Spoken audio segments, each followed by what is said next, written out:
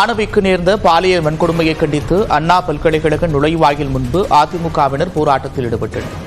முன்னாள் அமைச்சர் ஜெயக்குமார், வேளச்சேரி சட்டமன்ற முன்னாள் உறுப்பினர் அசோக் தலைமையில் நூற்றுக்கணக்கானோர் சாலை மறியல் போராட்டத்தில் ஈடுபட்டனர். தடையை மீறி போராடியதாக கூறி ஜெயக்குமார் உட்பட அதிமுகவினரை காவல்துறையினர் வலுக்கட்டாயமாக கைது செய்து பேருந்தில் அழைத்து சென்றனர்.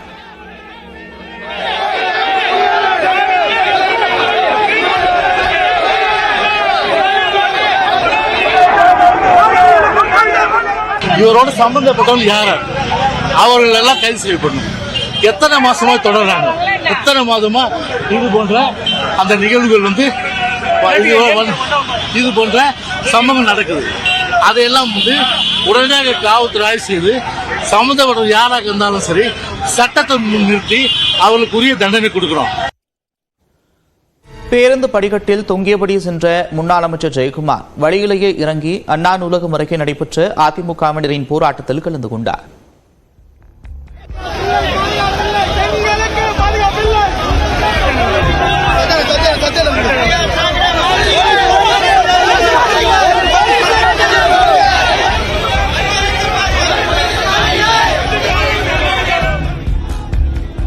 இதனைத் தொடர்ந்து முன்னாள் அமைச்சர் ஜெயக்குமார் உட்பட அதிமுக நிர்வாகிகள் கோட்டூர்புரத்தில் உள்ள திருமண மண்டபத்தில் அடைத்து வைக்கப்பட்டனர்.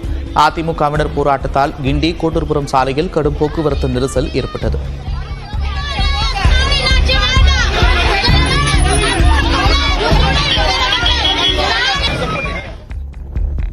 இந்நிலையில் சமுதாயத்தை சீரழிக்கும் அனைத்து விதமான குற்றச் செயல்களில் ஈடுபடும் விரோதிகளின் கூடாரமாக திமுக திகழ்வதாக எதிர்க்கட்சித் தலைவர் எடப்பாடி பழனிசாமி குற்றம் சாட்டியிருக்கிறார்.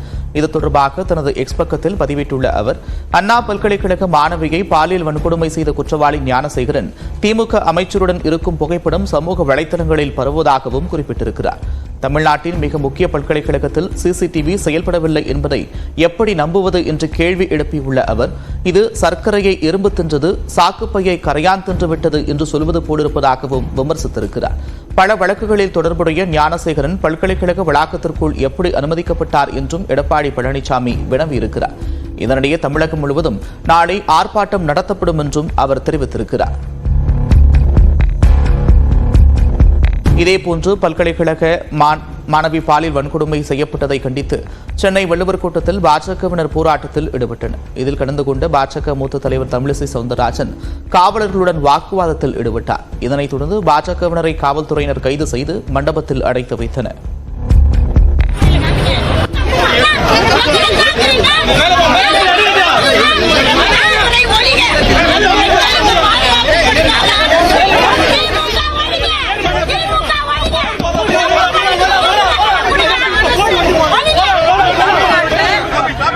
ஒரு பெண் பாதிக்கப்பட்டிருக்கிறார். ஒரு பெண் மட்டும் இல்ல, தொடர்ந்து பாலியல் குற்றங்கள் அதிகரித்து வருகிறது. அதுக்கு போராட வந்ததுக்கு இத்தனை பேர் கூப்பிட்டு நான் சொல்லிட்டு வருவேன், வரமாட்டேன். நானு போராடுறதுக்கு எனக்கு உரிமை இருக்கு.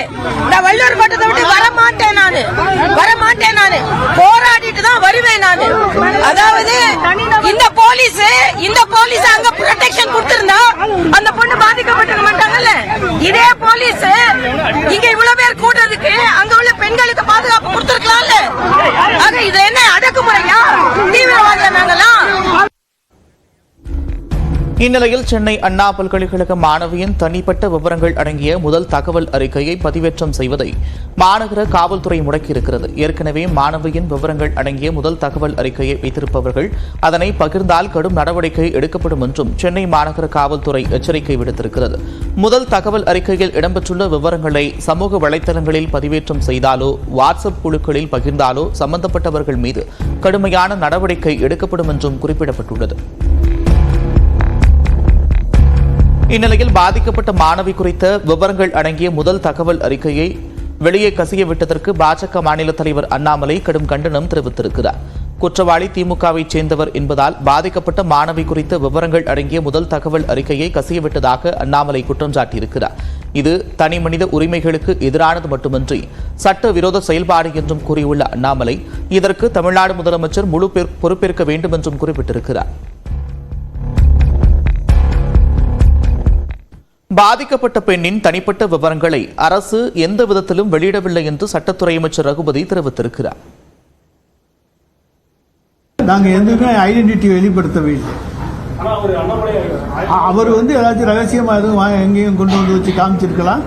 அரசின் தரப்பில் எந்த விதமான ஐடென்டிட்டியும் வெளியிடப்படவில்லை. எந்த விதமான குற்ற வழக்கு எண் எது அல்லது எந்த பிரிவுகளில் வழக்கு பதிவு செய்திருக்கிறோம், என்ன சம்பவம் நடந்தது, இதை பற்றியெல்லாம் எந்த விதமான விவரங்களும் நாங்கள் வெளியிடவில்லை. அண்ணா பல்கலைக்கழக மாணவி பாலியல் வன்கொடுமை வழக்கில் கைதாகியிருக்கும் ஞானசேகரனுக்கும் திமுகவிற்கும் எந்தவித தொடர்பும் இல்லை என்று சட்டத்துறை அமைச்சர் ரகுபதி தெரிவித்திருக்கிறார். அமைச்சரோடு அவர் இருப்பதை போன்ற ஒரு காட்சியை போட்டிருக்கிறார்கள். அப்படி நடந்து வரும்போது போட்டோ எடுப்பது எங்கேயுமே சகஜம்தான். அதை யாருமே தடுக்க முடியாது. ஏன்னா நாங்கள் ஒவ்வொருத்தரும் போகையில் பக்கத்தில் யார் வர்றா, எய்தா போல யார் வர்றான்னு பார்த்து போட்டோ எடுத்துக்கிட்டு போகிறது, புகைப்படம் எடுப்பதையெல்லாம் அல்லது செல்ஃபி எடுப்பதையெல்லாம் தடுக்க முடியாது. ஞானசேகரனுக்கும் எங்களுக்கும் எந்த விதமான தொடர்பும் இல்லை என்பதை முதல்ல நான் தெரிவித்துக் கொள்ள கடமைப்பட்டிருக்கின்றேன். எனவே இந்த வழக்கை மூடி மறைக்க வேண்டிய அவசியம் கிடையாது என்பதால் தான் திறந்த புத்தகமாக உடனடியாக அவர் கைது செய்யப்பட்டு ரிமாண்டில் வைக்கப்பட்டிருக்கின்றார். துரிதமாக விசாரணை நடைபெற்றுக் கொண்டிருக்கிறது. அவருக்கு தண்டனை வாங்கி கொடுப்போம் என்பதிலே நிச்சயமாக உறுதியாக இருக்கிறோம் என்பதை தெரிவித்துக் கொள்கிறேன். ராமேஸ்வரத்தில் உடைமாற்றும் அறையில் ரகசிய கேமரா வைத்தவர் அதிமுக பிரமுகரின் மருமகன் என்று சட்டத்துறை அமைச்சர் ரகுபதி குற்றம் சாட்டியிருக்கிறார்.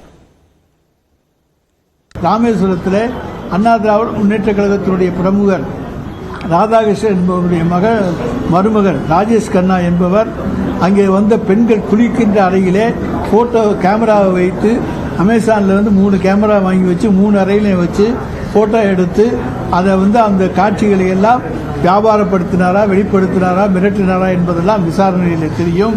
எனவே அப்படிப்பட்ட தவறுகளை செய்கின்றவர்கள் அவர்களை தவிர நாங்கள் எங்கள் கட்சியிலே அப்படி செய்கின்றவர்களுக்கு இடம் கொடுப்பது கிடையாது. சென்னை அண்ணா பல்கலைக்கழகத்தில் மாணவர்களின் பாதுகாப்பை உறுதி செய்ய 4 பேர் கொண்ட குழு அமைக்கப்பட்டுள்ளது. இதில் கிண்டி அண்ணா பல்கலைக்கழக டீன், உள்புகார் குழு உறுப்பினர்கள், நிறுவன இயக்குநர்கள் இடம்பெற்றிருப்பதாக கூறப்படுகிறது. அதேபோன்று அண்ணா பல்கலைக்கழக விடுதி விதிகளிலும் மாற்றம் செய்ய இருப்பதாக தகவல் வெளியாகியிருக்கிறது. தற்போது இரவு 8:30 மணி வரைக்கும் மாணவர்கள் விடுதிக்குள் வர அனுமதி வழங்கப்படும் நிலையில் அதனை மாலை 6:30 மணியாக மாற்ற திட்டமிடப்பட்டுள்ளது. மாணவர்கள் மாலை 6:30 மணிக்குள் விடுதிக்குள் வர முடியவில்லை என்றால் முன்கூட்டியே விடுதி வார்டனிடம் தகவல் தெரிவிக்க வேண்டும் என்றும் கூறப்பட்டுள்ளது. வார்டனிடம் தகவல் தெரிவிக்காமல் விடுதிக்கு தாமதமாக வந்தால் பெற்றோரிடம் தெரிவிக்க வேண்டும் என்றும் அறிவுறுத்தியிருப்பதாக தகவல் வெளியாகியுள்ளது.